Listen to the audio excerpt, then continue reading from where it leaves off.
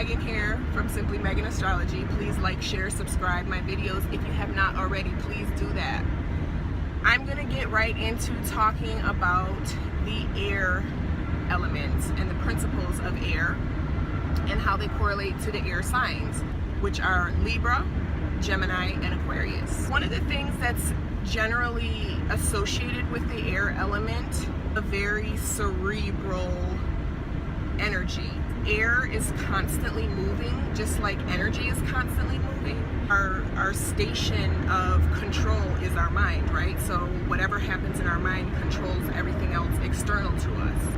Air is likened to that because air is very mental, it's very changeable, it's very, it's here, there, it's everywhere, just like energy, here, there, and everywhere.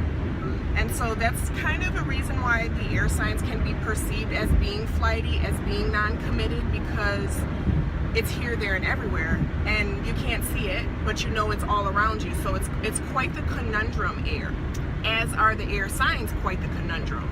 So you'll see that with the different air signs, like Gemini being, having that polar opposition. And I mean, all signs have that polar opposition, but Gemini is specifically the sign of the twins, the duality, that represent the duality and the opposition in two. Aquarians are extremely cerebral. They're extremely intelligent. That's the sign of ingenuity. Gemini, the sign of communication. These are all things that are represented by this ever-present energy that's all around us at all times.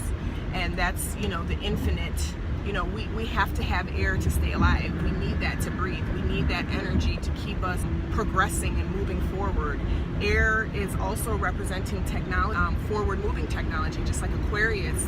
We're in the age of Aquarius now, and that's representing this new push towards Aquarian-type themes like community, global issues, being the Good Samaritan. Everyone is connected. All of our friends come together, looking at everything as a whole versus the individualistic.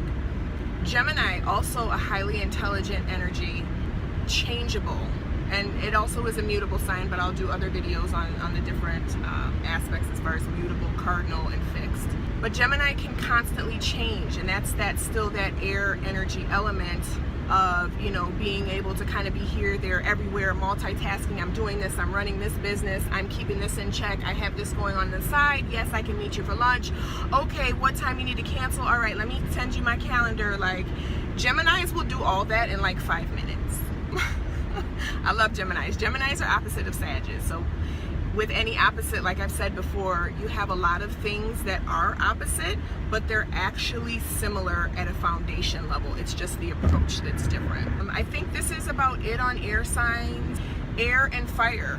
So I can also talk about this air and fire element that's typically compatible, just like the water and earth elements are more typically compatible. When you think about the elements of air and fire, you have a principally driven fire, and then you have the air that is here, there, and everywhere. But see, the thing about air is it can cross and supersede boundaries of individualistic things without crossing boundaries, because you still need it. Fire needs air to thrive and survive and to move and to grow. Okay? So this is why when you're looking at your compatibilities, these are the type of things you need to keep in mind, because these are the principal characteristics that people exhibit based on their personal astrology. Now, you don't have to believe in astrology, just like, you don't have to believe or understand quantum physics, but it's still happening. I mean, the truth is the truth. So, but yeah. And, so I'm sorry guys, I just realized that I have not been looking at the hole. I've been looking over here. I can't really look anyways because I'm driving, but my little glances. So yeah, that's my video on air, the air element and the signs that correlate to that. Peace y'all, Simply Megan.